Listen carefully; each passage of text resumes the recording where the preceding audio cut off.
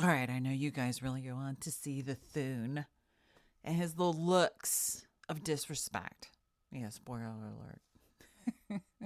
But I tell you what, there was actually a really good meeting that was done with these leaders, minus Trump, that was much more interesting. It ties into the guy that stands beside Trump too. We're gonna look at it. Let's just get into it because it was like, oh wow, this blows my mind. So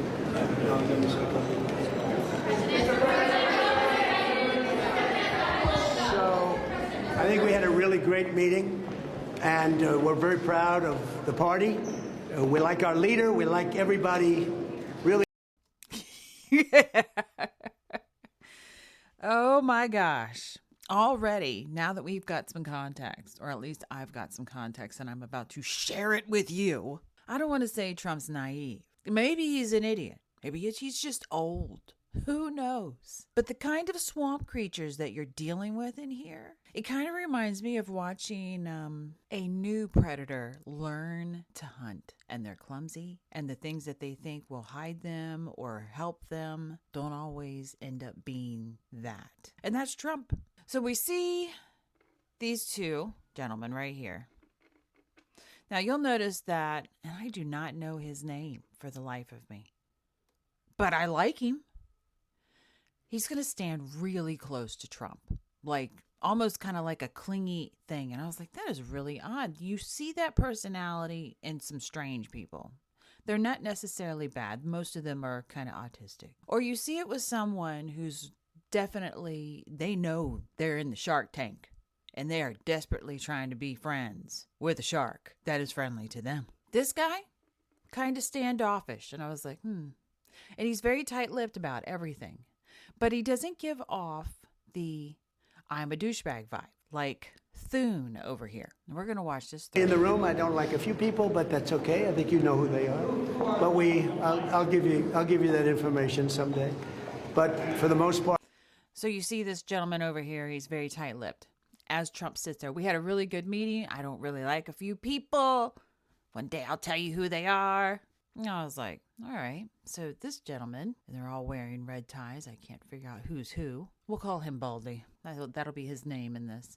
Baldy over here is just very tight-lipped. I'm going to assume that just because of that, he's probably not the strongest ally when it comes to the American people. Now, our hero of the day, I don't know his name either. We're just going to call him Glasses. Glasses is standing real close to Trump. He doesn't have a tight-lipped. He doesn't have any positive movements either. See, when we look at people, if they really agree with the person that they're following, like if they are the follower and the leader is speaking and they've got a lot of bobblehead movements in the positive, they're either the follower that will follow them into hell, or they're the thinking follower who says, right now this guy is aligned with me. And then we have Thune over here. I swear to God, he has the Cheshire Cat smile. It is not in the eyes. As a matter of fact, if you take your hand and cover the mouth, the bottom part of the face, you'll see those are a dead-eye stare, a stare of contempt. The furrow is down, looking over, and the smile does not come up that high. And then if you cover the eyes and look down, it is a tight-lipped smile, contempt. We have a really well-unified party, and I said it very strongly. We have the hottest country anywhere in the world. We're the most powerful, we're the smartest, we're the most respected. 2 years ago, we were a laughingstock all over the world. We had a terrible group of people representing us. Every leader, I just left G7, every leader, and we had a lot of people. You're seeing how kind of creepy Glasses is he is moving his hands. He's doing like a walk motion, like he's going to get close, sir, to Trump, but he doesn't. And you've got Thune, who's hidden his hands behind his back, standing up straight and looking. And then Baldy over here, who's still doing tight-lipped. Pretty much just take everything Trump said right now, and if you were to go by the two, I almost called them jingle bells, and I was not thinking about jingle bells. But these two, the unity of the party is in it, and what he's saying is false. But all on perspective. I've got a room, let's just say there's 10 people in it. 2 of them are very powerful and they disagree with everything that I have. 8 of them agree with me, but they're in fear of the two. Now, from Trump's perspective, that's a lot of unity, and to many people's perspective in that position, that's a lot of unity. You've only got two knuckleheads. But to the two knuckleheads who know that they hold a lot of power, they can mentally sit there and say, no, that's not true. And that is why you need context. Moving on. Well, in addition to G7, as you know, came, everyone said what we've done in a year and a half is a miracle. We have the hottest country in the world, and we want to keep it that way. We have more factories being built right now than we have at any point at any time in the history of our country. And all of those factories are opening up soon. It's all jobs. And our job numbers are incredible anyway. I see that oil just broke the $70 number. Who would have thought that was going to happen? And that's during a war. And Iran is being very nice. They're agreeing to everything that I want. And they All right, so Baldy's given a lot of positive. I would say he's probably one of the weaker members who's afraid. You've got Glasses over here who's getting close, but you do see him wringing his hands a lot. It would seem that there is a lot of pushback from the stronger players, and they're probably in the minority, but unfortunately their power says they are the majority. Because then you have Thune over here with his lips pursed like he's ready to kiss something. And it ain't ass. And he's looking very up and down on Trump. He's looking like a tall tower, and he's using his height in that respect. What is this guy, like 7 feet tall? I thought Trump was like 6'3" or something like that. Dear Lord. All right, now I just have to look it up because that's a curiosity to me. There's no way. What is he wearing, stilettos? You know, you guys talk about the fake Trumps and stuff, and this is where it's kind of like, maybe. Supposedly, Thune is 6'4" and Trump is 6'3". That looks like more than an inch difference. Either that or they just lie about how tall they are. I don't know. Anyways, moving on. have to. Otherwise, we just go back and do what we have to do. Thank you very much. So then, of course, everyone's sitting there talking about where he turns around and walks in the opposite direction of Trump with his little look on his face. It's a look of contempt. He's got no respect for these three guys. I mean, and really, they are the three because they walk with Trump. If Thune wanted to be in that, I guess to him, it's the little group, even though they have the majority in numbers, he'd have walked with them to continue the talks. But he doesn't because his line is clear. Now, to the video that I think actually has the most amount of meat. Senate Majority Leader John Thune spoke to reporters about the importance of tackling affordable housing legislation following the July 4th holiday. He was joined by Majority Whip John Barrasso and Senator Tom Cotton, who also answered questions.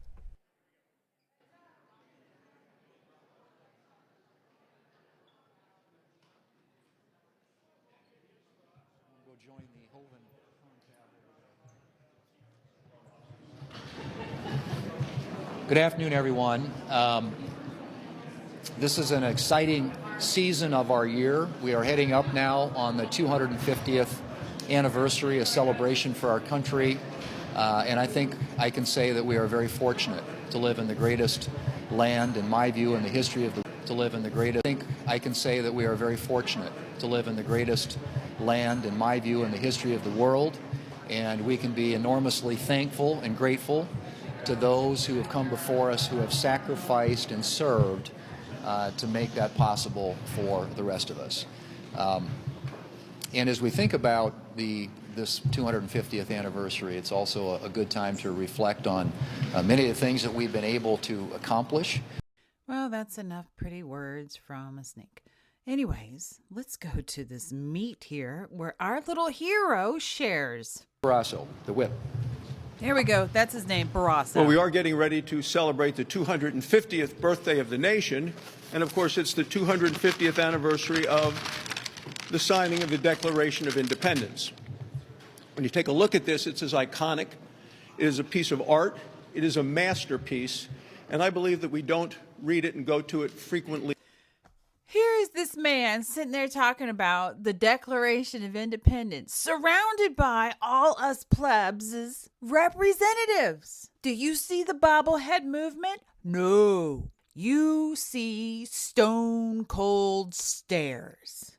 How dare he bring up this document in a court of their law? You starting to see the context now? Now you know why he left with Trump.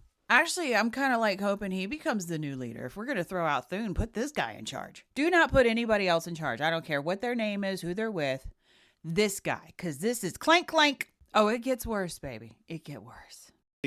Enough. Basically, it's a letter of complaint to the King of England, and it says, you've done this, and you've done this, and you've done that, and we are now done with you.